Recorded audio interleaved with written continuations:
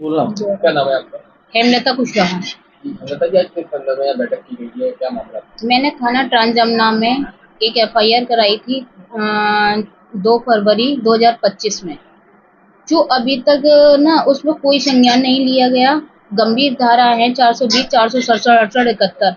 अभी तक अपराधी खुले घूम रहे हैं और इसको ये है इसमें कि हिंदू बच्चों को मुस्लिम बनाकर अकाउंट खोलना, लेकिन थाना इंचार्ज संज्ञान नहीं ले रहे, गिरफ्तारी नहीं कर रहे। सीपी साहब से भी मिले, सबसे मिल लिए, सब अधिकारियों से मिल लिए, कमिश्नर साहब से भी मिल लिए, काफी बार मिल लिए, लेकिन कोई गिरफ्तारी नहीं की जा रही है।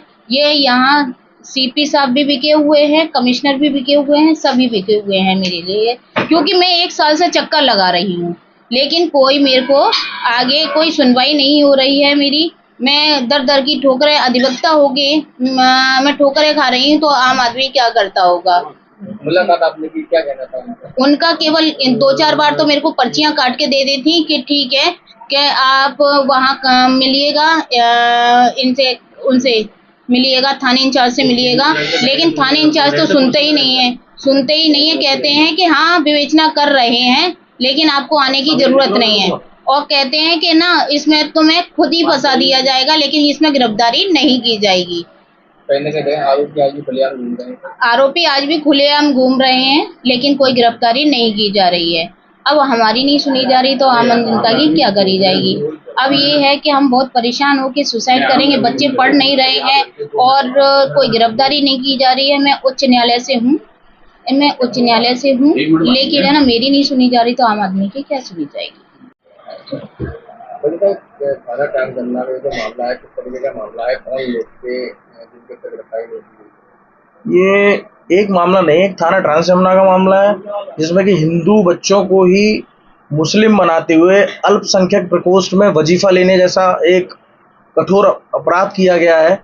ये तो इतना बड़ा मामला है कि इसमें सूबे के माननीय मुख्यमंत्री जी को भी संज्ञान लेना चाहिए, क्योंकि कभी कभार हम कहते हैं कि हिंदू मुस्लिम, ये कुछ काम हमारे हिंदू भाइयों के द्वारा भी करे जाते हैं। ये मतलब आप स्कूल खोल के, विद्यालय खोल के बैठे, जो बच्चों के बयान लिए गए तो उसमें वो कह रहे हैं कि हमारा नाम तो मुस्लिम, हम तो हिंदू हैं, हमने आज तक कभी मुस्लिम नाम से आईडी नहीं बनवाई, न अकाउंट खुलवाए। तो इस प्रकार की क्रियाकलापों पर बिल्कुल ध्यान देने वाला बहुत गंभीर अपराध है, लेकिन थाना ट्रांसजमुना द्वारा आज तक इस पर कोई भी कार्रवाई नहीं की गई। इसके विपरीत उन व्यक्तियों द्वारा जो हमारी वादिया मुकदमा है, हेमलता कुशवाहा जी, इनको निरंतर धमकियां दी जा रही हैं कि तुम कुछ नहीं कर पाओगे, पुलिस हमारे बिल्कुल उसमें है, पुलिस को हम सब पैसे वैसे देते हैं और हम अपने फेवर में ही रिपोर्ट लगा के रहेंगे। आज 1 साल होने को आगे इतने कठोरतम अपराध में ना ही आरोप पत्र दाखिल किया गया, आरोपी खुलेआम घूम रहे हैं और ये भयग्रस्त हैं। हाई कोर्ट में प्रैक्टिस करती है, लेकिन डिप्रेशन में इस मुकदमे की वजह से एक से मुकदमा इनका जमीन से रिलेटेड हरि पर्वत थाने पे चल रहा है। उसमें असेसमेंट के कागज बनवा के उल्टे सीधे और वो बैनामा करने, जमीन को ट्रांसफर करने का, 1-2 करोड़ रुपए की जमीन का मामला, सेम मुकदमा इनका वो, और दोनों में सेम धाराएं 67, 71, जो अपने आप में हीनियस क्राइम है। जब ऐसे जघन्य अपराधों में ही पुलिस इतनी लापरवाही, और मेरे हिसाब से जो मेरा मानना है कि पुलिस हमेशा जो अपना आगरा पुलिस काम कर रही है, अधिवक्ता विरोधी काम कर रही है, तो वो उस वजह से ही केवल ये चीजें चल रही हैं। क्योंकि अगर इसकी 67-71 में पुलिस एफआईआर तभी लिखती है जब इस प्रकार के अपराध का होना पाया जाता है, कोई डॉक्यूमेंट्री एविडेंस होते हैं।